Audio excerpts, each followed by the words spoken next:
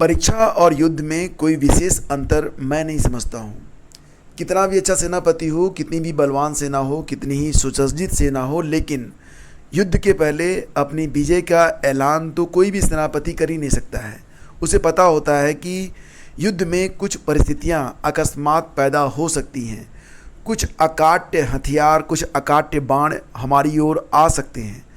दुश्मन हमसे भी बेहतर व्यूह की रचना कर सकता है। ये वो चीज़ें होती हैं जिससे हर सेनापति अपने युद्ध से पहले डरा सा रहता है, और यही डर उसे और बेहतर करने के लिए प्रेरित करता है। यही हालत एक छात्र की होती है, एक अभ्यर्थी की होती है। परीक्षा से पहले उसे भय लगना स्वाभाविक है।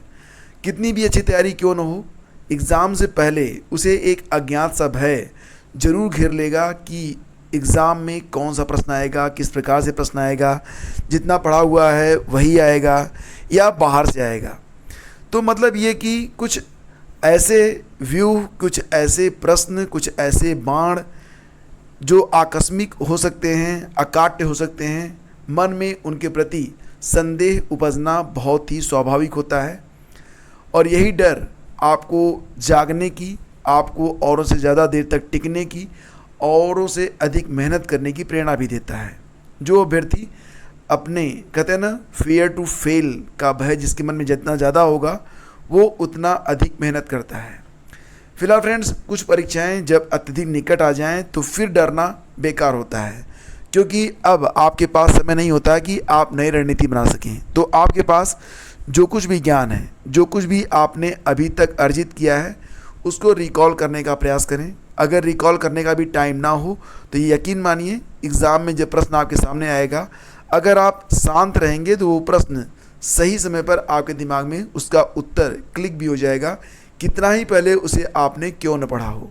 आपका दिमाग सबसे पहली नज़र में उसका उत्तर आपको दे देता है। बाद में आप मंथन करके उसका उत्तर गलत कर दें, वो अलग बात है, लेकिन हमारा जो अवचेतन मन है वो सबसे पहले जो उत्तर हमारे दिमाग में ले आता है, लगभग 80% केसेज में वही उत्तर जो होता है वो सही होता है।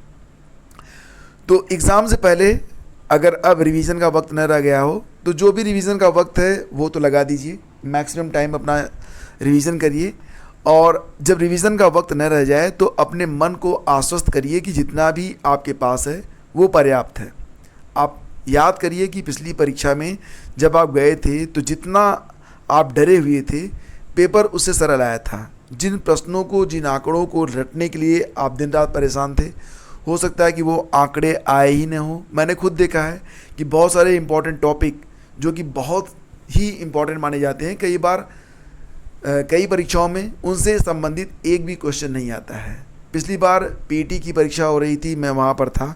मैंने देखा कि बहुत सारे लोगों में बहुत स्टडी करने वाले लोग भी उतना अच्छा पेपर नहीं कर पाए थे जितना सामान्य, यानी कि जनरल वे में जिन्होंने पढ़ा था वो कर पाए थे। तो पेपर टफ आएगा या सरल आएगा, इस बात पर नहीं, इस बात पर चिंतन करिए कि जो प्रश्न आपके सामने आएगा उसका उत्तर आपको आपका अवचेतन मन दे पाता है या नहीं दे पाता है। अवचेतन मन से काम लेना है तो शांत रहने का प्रयास करें, अपने आप को आश्वस्त करें कि आपने जितना पढ़ा है पर्याप्त पढ़ा है, और जब प्रश्न सामने आएगा तो उसका उत्तर देने में मैं सक्षम रहूँगा। अगर ये भाव आपके मन में रहेगा तो जो चिंता है वो मिट जाएगी, आपकी ताकत वापस आ जाएगी।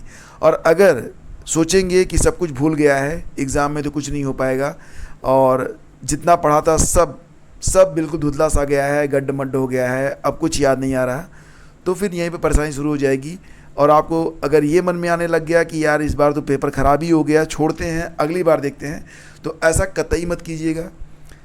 जो भी अवसर आपके सामने है और जो परीक्षा अब बिल्कुल सामने है, उसको छोड़ने के लिए बिल्कुल मत सोचिए। परीक्षा में बैठिए, परीक्षा दीजिए, और यकीन मानिए जितना आप सोच रहे हैं आपकी परीक्षा उससे अधिक बेहतर होगी। तो मन में विश्वास रखिए, जो कुछ पढ़ा है वो पर्याप्त है।